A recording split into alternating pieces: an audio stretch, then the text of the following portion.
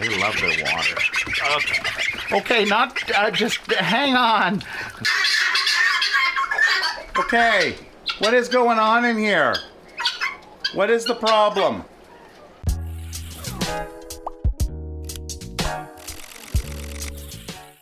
Mark here, and welcome to our 10-acre woods. So it is a beautiful day. Last weekend was snowy, and this is a little bit of a break from that. Usually October 31st, whatever snows on the ground likely stays for the year. So we're a week ahead of Halloween, and it is time to go over and get the waters and get all the buildings all ready for winter. And that includes putting the heater in here.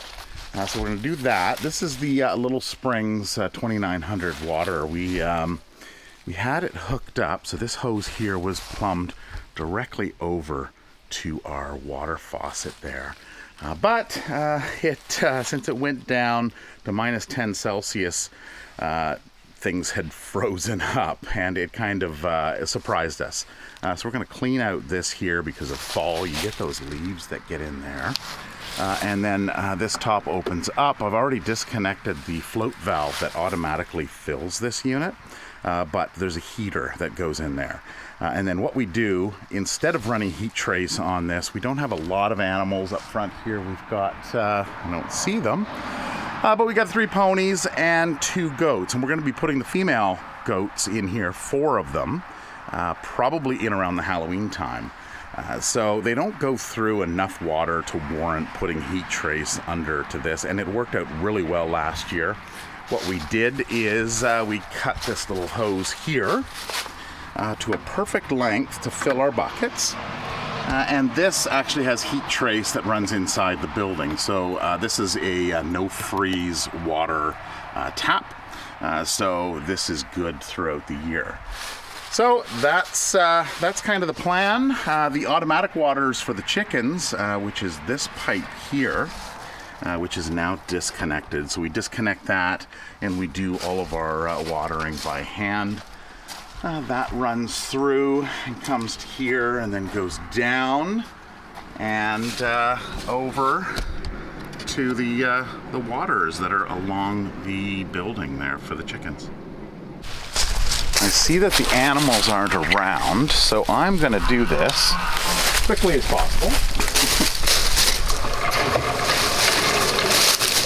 as not to have any unwanted help. Okay, so that's our electric fence spring gate that we run across here. And okay, so down here there is an opening where you can run your plumbing. So if you wanted to wire this up, what you would do, wire it up with heat trace. If you had a larger farm, a lot more animals, then you would pour a concrete pad. You would run conduit through underneath that pad. And then of course you'd run your heat trace and your electrical and your water lines, and everything would be accessible in here. It comes with bolts that mount it down. So this is just to access the area underneath. And what I do, or what I have done here, is I've just run, I've got 4 cement blocks. And of course there's a gap in between here, so I can run my electrical wire underneath. And I can also run my hose. One thing to keep in mind is to make sure that the electrical connection is actually raised up. You can use a zip tie to kind of hang that plug in up a little higher, because of course with spring melt, if you have a low area, then you're going to get the breaker tripping. And of course you always want to use a ground fault interrupter circuit, so a GFI. That's the same kind of plug-in that you would have in your bathroom, and it's got the 2 little buttons on it that says test and reset. So that is a ground interrupter, and it just, if there is a jump to ground, it'll trigger that instead of electrocuting either you or your animals. So that's very important. So this top here just lifts up. It's got a couple clips. Pulls right off there, and then inside is the float valve that I've already removed. I've removed the 2 float valves, and that just keeps it up to date keeps it filled, and you can adjust it to the height. On the sides here you have some plugs to drain, so we're just going to open that up. Going to get this cleaned out as much as possible here. You know, you get hay, they've got hay in their mouth, you've got leaves that have fallen. All right, so this is the heater here. And talking about heaters, we have used for many years, you can buy them at any kind of farmyard supply store. They usually have like a cage around them, and then there's one or two elements depending on, you know, there's kinds that are floating and there's kinds that sink down. We usually go through with all of our heaters, and there would be two of them, this one and the one out there in the back area. We have gone through at least one every season. Every winter we go out, so we've always got a backup on hand.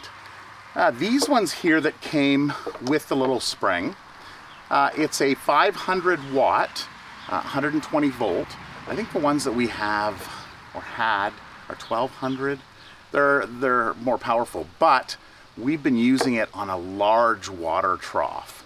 And when you have, you know, 5 animals up here, and then, you know, a small flock in the back, you don't need to be heating up a huge mass amount of water, so you need that extra electricity. This one here and the other one lasted all season last year, maybe because it doesn't run as hot, but it's heating up a lot smaller area. Mind you, we do have to fill it up more regularly, but we are out here in the morning and in the evening to do our 2 animal feeds. And we found that last year with 5 out here, they were never out of the water. Now, come October, when we put the girls up here, okay, there's two more goats to feed, so we may have to come out kind of midday and just check on it. But for what we're using this for, it works good, and we don't have to plumb it into the ground and have it running continuously with heat trace, because we don't have the herd and we don't have to worry about them running out of water. So this is pretty easy. What it does is it just goes into the bottom of this trough, and then there is a opening on the side here that runs down into here that you would just stick your plug, and that's where the water line goes to. So it just tucks in the top here and at the bottom. So it just makes it that much easier to remove this panel to access it. And that just sits flush on the ground. It's got these little rubber feet in there, so it's not touching the plastic, and it's only heating, you know, a small area here. So now that we have our plug here, we want to take our extension cord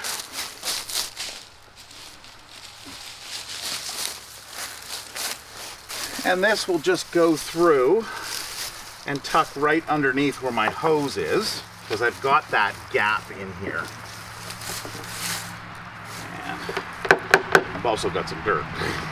Okay. So this plugs in. We're not plugged into the other line yet.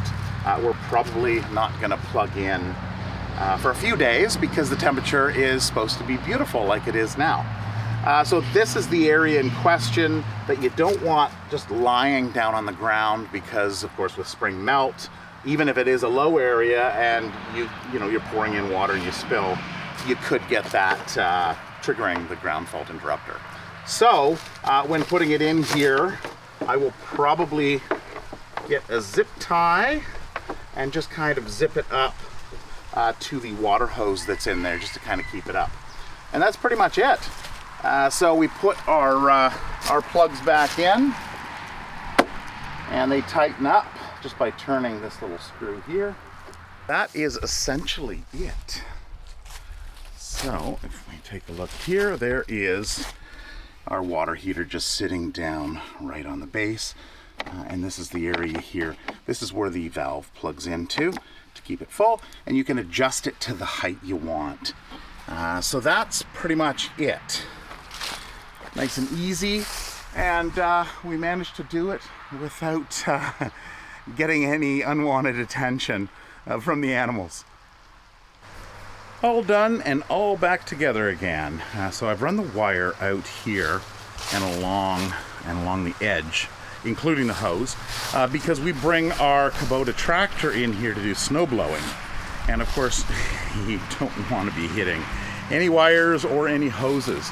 As I was doing that, the animals came back. They just appeared. So I don't even know, they could have even been in this building. I don't know. Anyway, I ran the extension cord up and over to keep it out of the way. I've got going over here, tied it off. And this is, again, because our tractor comes through here. So we store our hay in the building there for the horses. So we'll bring it down on pallets from time to time. And we want to make sure it is not going to get caught. So it's got to be high enough. So I've just basically screwed on a board here and brought it up. Made myself a little crosswalk there for the wire. And of course you don't want it on the ground because of course a snowblower. So, I could run a conduit underneath, but this is just nice and easy. And it's not permanent. We can always make changes later. We're always making changes on the farm here. So this is the outlet here. As I mentioned, I'm not going to plug it in, but this is the outlet. So you can see it has the reset button and it has a test button there. So instead of somebody getting electrocuted, what happens is this then works as a little circuit breaker and cuts off the power.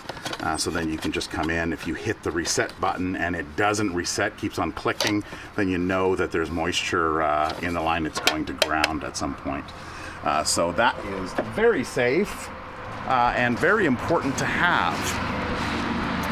Carl over there sunning himself. We're gonna take, we got some old 2x6s. We're gonna close in the front section there and fix that up.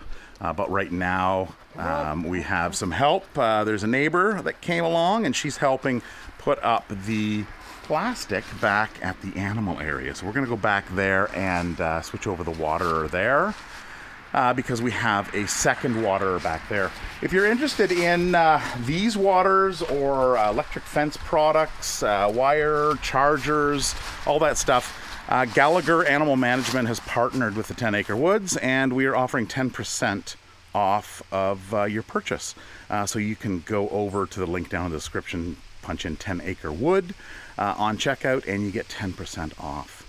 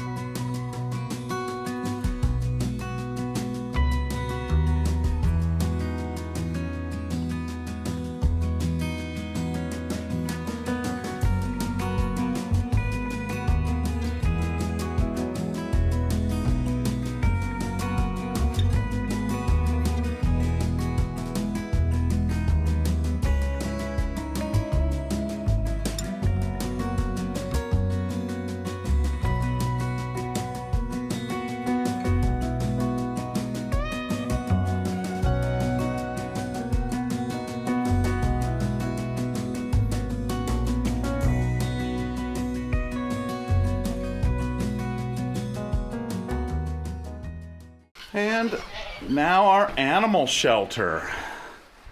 So here it is here. So we've got the poly up. So the girls put the poly up around there. So that's nice and secure. This is our small little door here. Last year, the animals didn't even really go out much during the, once kind of midwinter hit, there was a snow drift across there and everybody just stayed in. So we may even look at that and just closing it off completely. And then they just hang, there's plenty of room in here for all of these guys. So, right, George? Hi, George. What are you doing, buddy? What do you think? Winter's coming. Yeah, you don't care so much for that, do you? While the girls were doing that, I came in and did the other Lil'Sping water. I see it's already dirty. Oh, these guys You know, you try to keep it clean. Once winter hits, you don't get the green, any algae growing in there. It's just the straw, straw and hay. This is nice and clean on this side. So we've got it placed this way. Of course, the animals on this side don't really need it right now because they've got the pond out there. But of course, during the winter months, they've got this side. And of course, the other animals have it on this side. And there's Turbo. What do you think? You have a confused look on your face. What are you doing, buddy? What are you doing? All right, so we've done some shifting around of some animals. Here we have Edward. We have Leo in the back there. Then we have Skunk. And we have Sue. So they are in this area. They were just getting, I don't know, they were hand-fed where they came from. So they are very needy, and they're always like right there when you're trying to do things, especially when we're trying to feed the alpaca. So we changed things up and we put these 4 in here. And then, of course, they've got access to that water we were just saw right in that area there. Hi, Leo. And those horns tend to get in the way too, don't they? Yes, they do. And the alpaca, I guess, are out back. So Juanita and Pedro are still in this area here. So they're hanging out with the alpaca. So the next thing I'm going to do here is we're going to have to disconnect this pump, pull the pump out. This upper pond here will drain. And also on our windmill, which is actually an aerator for our pond. Of course, just this and the waterfall puts some air in the pond. But of course, when the windmill then spins, it has a pump up there that pumps air down. And this is the transition. So I basically just disconnected at this point here. And the reason for that is because when it isn't running, there's no air in here and you can have water. The stone is about in that area there. And you can have the line that freezes, and then you can blow a seal in the air compressor. So this is where we have all of our ducks now, and geese. So they are in here, with the exception of just a couple that are left on the pond. So we've got a few out there. We couldn't wrangle them in. They'll probably go in the shelter over here, and then we'll just grab them from there and put them in. It was tough to wrangle them in. The other day, it was Monday, I think it was. I've got a camera up in here, so I have pulled the footage for that camera so you can see it, because I thought afterwards, oh, I didn't grab my camera. So basically, we brought food out into the building, and Tara had basically called them, and they usually eat the food in the common area, but they saw that Tara was in the building, so they started to gather that way. Now only half of them did, and we have 2 sections, one on either side of the pen, so we locked half the birds up, and then we went again for a second round and scooted them back in. We had a couple that were wanderers that didn't want to get in there, so Tiana and I went and rounded up those few stragglers, the ducks, and then we put them in. So they are now all locked in there. We will get in there and have a look and see what's going on in there shortly.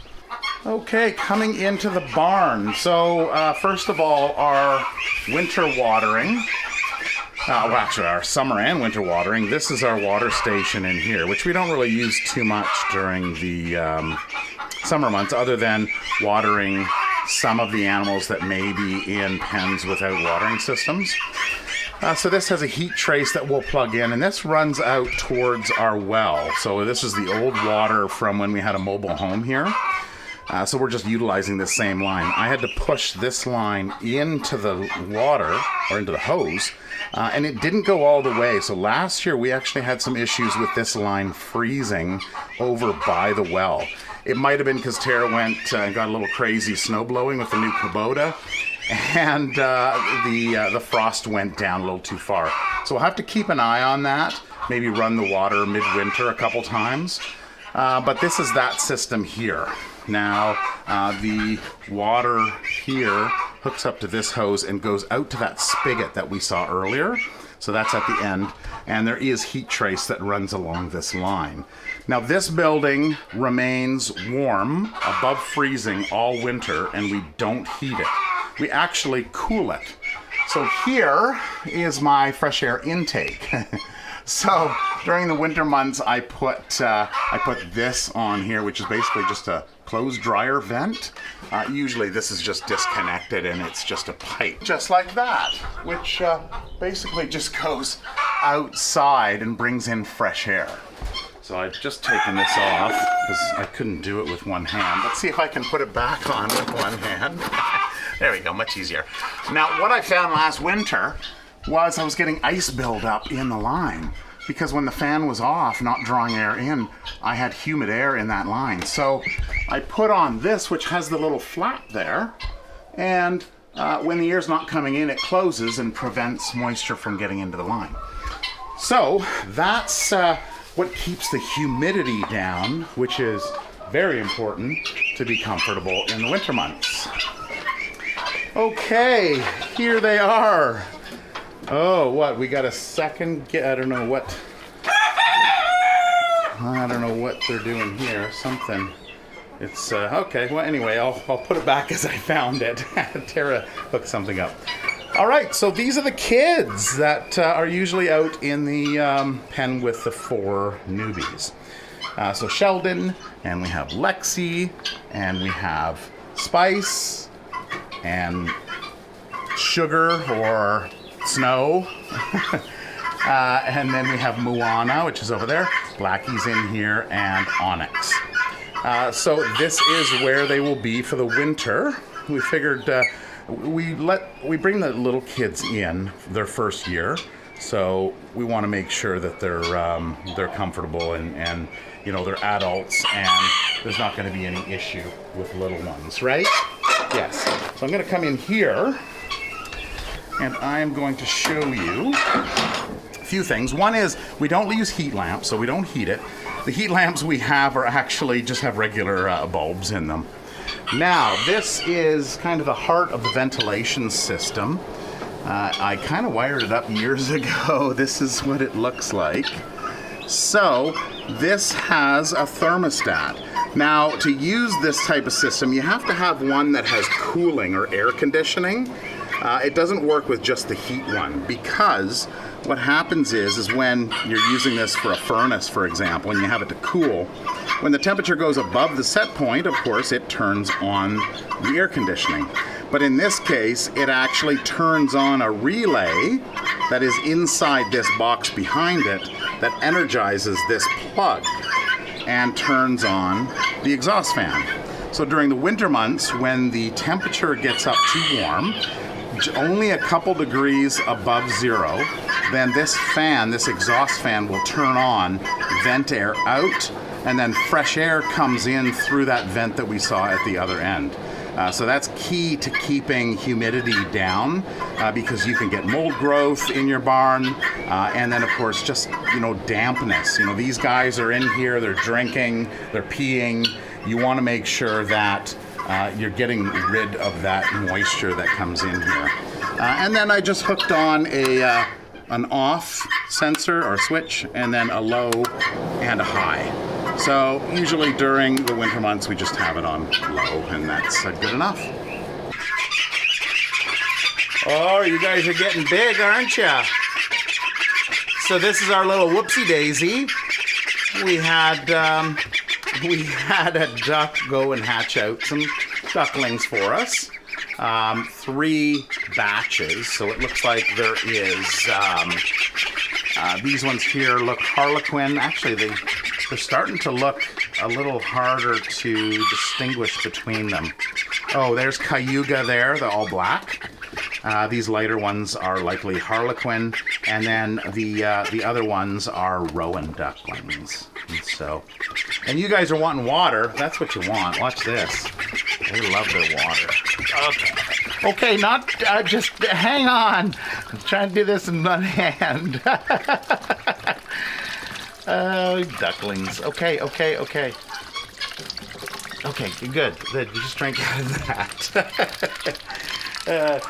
So during the winter months, if you have ducks, Muscovies are a different concern, but especially ducklings, but Rowans and Pekins and all your domestic type breeds, they play in the water. So you want to ration their water.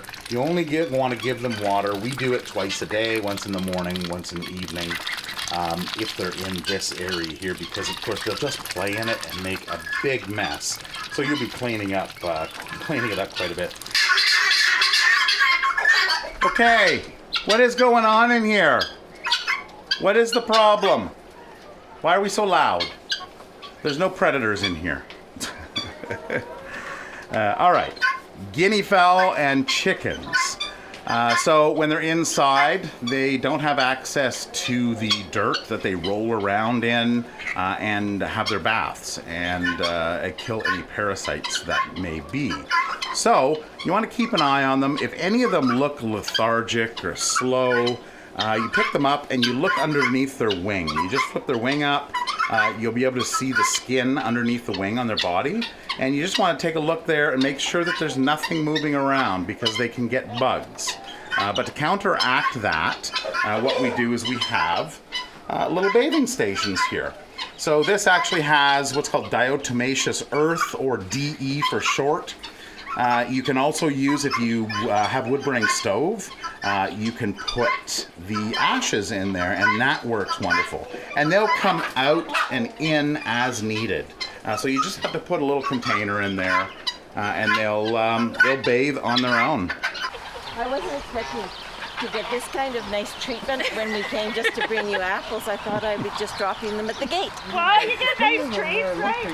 Hola, Paula! Yes, they think So there's 6 alpacas in total. really. They're very shy. I know, you love them. Yeah, here. No, I contacted you a few years. There you go. It's a one-on-one thing, because when the rest of the animals go in, they shy away. Right, Willow? Yeah.